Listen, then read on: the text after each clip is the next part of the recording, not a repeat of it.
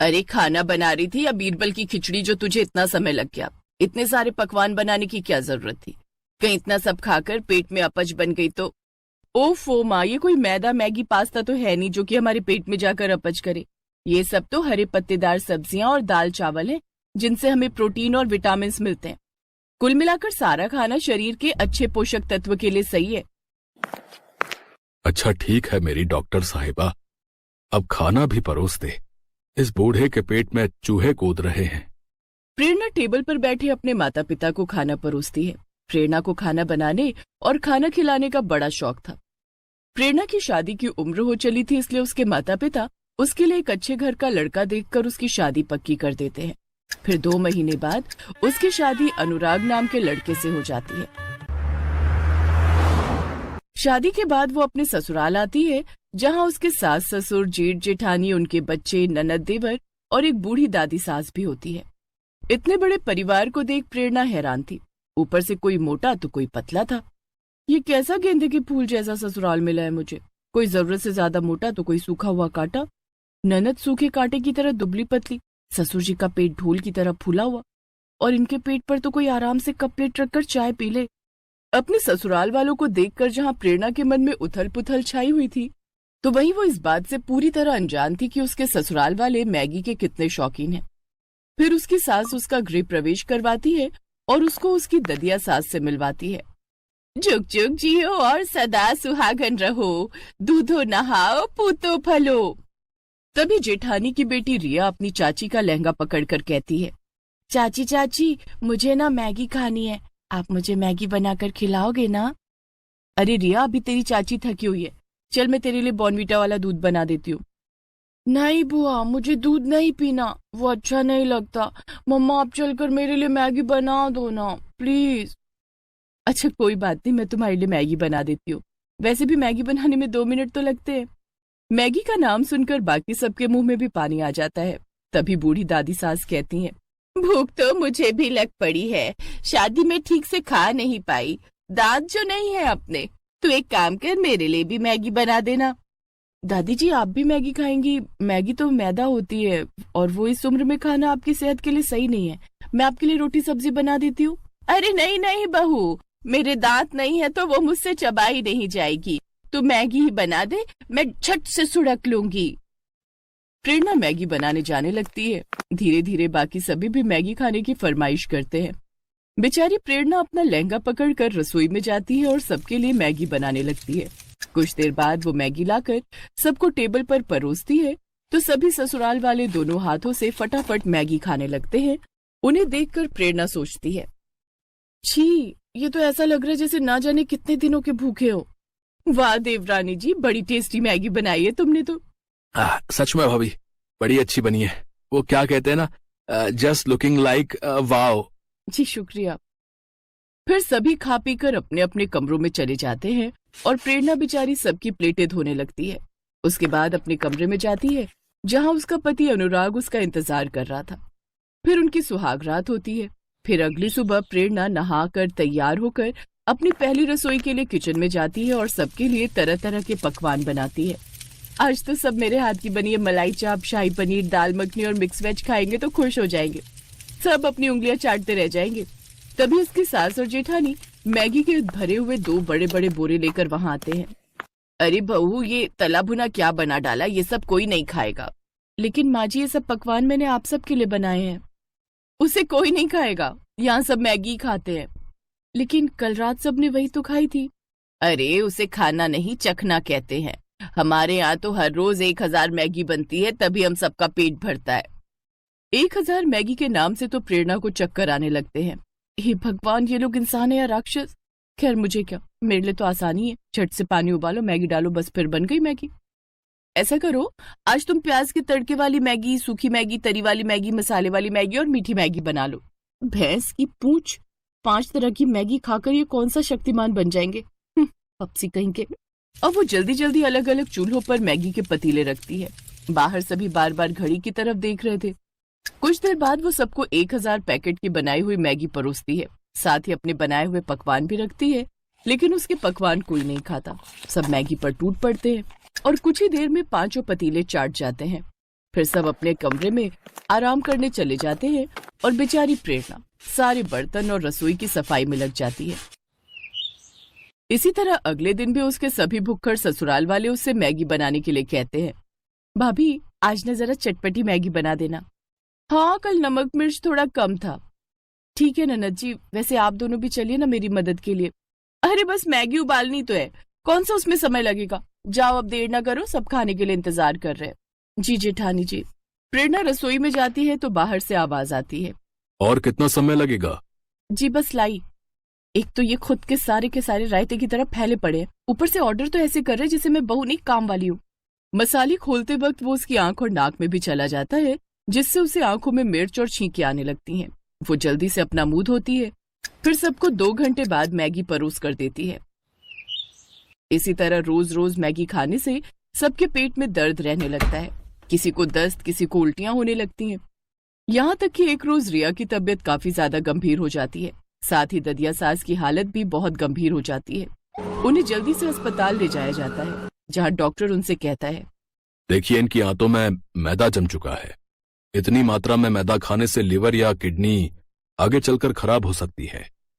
आप यकीन नहीं करेंगे डॉक्टर साहब, लेकिन मेरे ससुराल में हर दिन 1000 पैकेट मैगी बनती है। क्या आप लोगों को पता नहीं मैदा हमारे शरीर के लिए कितना ज्यादा नुकसानदायक है?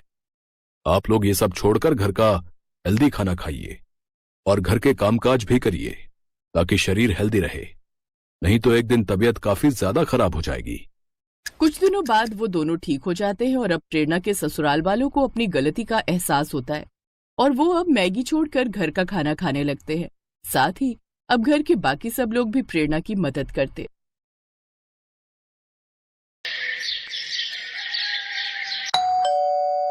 आ गई तू? माँ बहुत भूख लगी है, कुछ खाने को बना दो जल्दी से। बता क्या खाएगी? माँ सबसे जल्दी तो मैगी बनती है ना। मुझे पता था कि तू मैगी ही खाएगी। चल हाथ मुंह धो ले, मैंने पहले से ही बना कर रखी है तेरे लिए। सच में माँ, मैं बस अभी आई फिर तो। ये कहानी है रिया की, जिसे मैगी बहुत पसंद थी। वो हमेशा खाने के लिए अपनी माँ से मैगी ही मांगती थी और जब घर में कोई नहीं होता था तब भी वो खुद मैगी बनाकर खाती थी। ऐसे ही वक्त गुजरता चला गया और फिर वो दूसरे शहर जाकर हॉस्टल में रहकर पढ़ाई करने लगी। और फिर एक दिन, हेलो रिया, क्या कर रही है? कुछ नहीं माँ, बस नाश्ता करके कॉलेज जा रही हूँ। अरे वाह, क्या बनाए नाश्ते में? वो माँ, मैंने मैगी ही बनाई होगी। हाँ माँ, थोड़ी देर हो रही थी तो मैंने सोचा कि मैगी ही बना लूं। अरे मैगी की भूखी, तेरा पेट कब भरेगा इस मैगी से? पेट तो बहुत अच्छे से भर जाता है माँ, बस मन ही नहीं भरता। जब से रिया हॉस्टल में आई थी तब से ही वो दिन रात बस मैगी ही खाती रहती थी। ना तो उसने कभी कुछ और बनाना सीखा और ना ही सीखने में रुचि ली। ऐसे ही उसका कॉलेज भी पूरा हो गया और फिर वो अपने घर लौट गई। फिर एक दिन, सुन जल्दी तैयार हो जाना, ठीक है? क्यों, क्या हुआ? कहीं जाना है क्या? अरे पगली, बताया तो था आज लड़के वाले आ रहे हैं तुझे देखने। क्या माँ, मुझे अभी शादी नहीं करनी। अभी नहीं तो कब करेगी? बुढ़ापे में क्या? चल जल्दी से तैयार हो जा। सरला के कहने पर रिया तैयार हो गई। सुधीर और उसकी माँ कुसुम उसे देखने आए। रिया की सुंदरता देखकर सुधीर ने उसे फौरन पसंद कर लिया और फिर 2 महीने बाद उनकी शादी की तारीख भी तय हो गई। इसी बीच सुधीर और रिया बाहर घूमने गए और फिर एक होटल में। तुम क्या खाना पसंद करोगी? मैं तो राजमा चावल खाऊंगा। वो यहाँ मैगी मिलती है क्या? हाँ मिलती ही होगी, पर होटल में आकर मैगी खाओगी? हाँ, क्यों नहीं। चलो ठीक है, जैसी तुम्हारी मर्जी। उस दिन सुधीर को समझ आ गया था कि रिया को मैगी बहुत पसंद है, लेकिन कितनी ज्यादा पसंद है ये तो उसे मालूम होना अभी बाकी था। फिर उसी शाम, रिया देख, अब तेरी शादी होने जा रही है, अपने ससुराल में जाकर उन्हें क्या खिलाएगी? बस मैगी? अरे कुछ तो खाना बनाना सीख ले, वरना तेरी सास तुझे धक्के देकर घर से बाहर कर देगी। हाँ माँ, कल से ही मुझे खाना बनाना सिखा देना, ठीक है? रिया को कभी खाना बनाने में इंटरेस्ट नहीं आया। उसने जब बहुत आसानी से अपनी माँ को कहा कि वो कल से ही खाना बनाना सीखेगी, तभी उसकी माँ समझ गई थी कि वो जरूर कोई तिकड़म भिड़ा रही है। शादी को अब बस 10 दिन बचे थे और अगले ही दिन रिया की 4 सहेलियां उसकी शादी के लिए उसके घर में आकर रुक गईं। सरला समझ गई कि अब वो उसकी सहेलियों के सामने उसे क्या ही खाना बनाना सिखा पाएगी। और हुआ भी वही जिस बात का सरला को डर था। शादी की तारीख आ गई, पर असली कहानी तो अब शुरू होने वाली थी। शादी के ठीक 2 दिन बाद। रिया बेटी, यहाँ आओ। जी माँ जी। हमारे यहाँ रिवाज है कि नई बहू दूसरे दिन खाना बनाती है। आज सुधीर के फूफा जी और मौसा जी खाना खाने आएंगे, तो तुम एक काम करो, 3-4 तरह की बढ़िया सब्जी वगैरह बना लो। अगर तुम कहो तो मैं लग जाती हूँ तुम्हारे साथ। नहीं नहीं माँ जी, मैं कर लूंगी। रिया ने उस वक्त तो अपनी सास को हाँ बोल दिया, लेकिन अब उसकी हालत खराब हो रही थी, क्योंकि बचपन से उसने मैगी के अलावा कुछ और बनाना सीखा ही नहीं था। वो किचन में गई और झट से अपना फोन खोला और अलग अलग रेसिपीज खोलने लगी। उसने तय किया कि वो फोन से देखकर 3-4 तरह की डिश बना लेगी। उसने खाना बनाना शुरू किया, लेकिन कुछ ही देर में उसके पसीने छूट गए। चावल जल चुके थे, मटर पनीर में मटर तो थे पर पनीर पूरा घुल चुका था। कढ़ी कच्ची थी और भिंडी में नमक तेज हो गया था। रिया समझ गई कि आज उसकी शामत आने वाली है। तभी बाहर से उसकी सास की आवाज आई, बेटा रिया, खाना बन गया हो तो ले आओ, सब लोग इंतजार कर रहे हैं। उसने झट से बर्तन गैस पर चढ़ाए और उनमें पानी उबलने के लिए रख दिया, और ठीक 10 मिनट बाद वो खाने की टेबल पर उन्हीं बर्तनों को लेकर आई। अरे वाह, बहू ने तो काफी कुछ बना लिया। लाओ बेटा, बड़ी जोर की भूख लगी है। हाँ हाँ भाई साहब, सही कहा, भूख तो जोरों की लगी है। जैसे ही मौसा जी ने पहला बर्तन खोला, वो चौंक गए, क्योंकि उसमें मैगी थी। हैं? बहू ने तो मैगी बनाई है? दूसरा बर्तन खोलिए भाई साहब, उसमें होगा कुछ। मौसा जी ने जब दूसरा बर्तन खोला तो उसमें भी मैगी ही थी। इसमें भी मैगी है? जी, ये वाली वेज मैगी है मौसा जी। अच्छा, और बाकी बर्तनों में कौन सी मैगी है बहू रानी? जी, वो तीसरे वाले बर्तन में मसाला मैगी और उस वाले में अंडा मैगी है। खाकर देखिए, बहुत बढ़िया बनाई है मैंने। रिया की बात सुनकर उसकी सास कुसुम ने अपना माथा पीट लिया, और उधर सुधीर के फूफा जी और मौसा जी एक दूसरे का मुंह ताकने लगे। लेकिन रिया ने इस घटना के बाद भी खाना बनाना नहीं सीखा। उसकी सास कुसुम ही सबके लिए खाना बनाती थी। फिर एक दिन कुसुम खाना बनाते हुए अचानक किचन में बेहोश हो गई और फिर अस्पताल में। देखिए, अब इनकी उम्र हो रही है, बेहतर है कि ये ज्यादा से ज्यादा आराम करें। और हाँ, खाने में इन्हें हेल्दी फूड दीजिए, जैसे सूप, पनीर, दूध, दही, अंडे से बनी चीजें। घर का खाना खाएंगी तो जल्दी से ठीक हो जाएंगी, वरना कमजोरी बढ़ती ही जाएगी और फिर बड़ी मुश्किल हो जाएगी।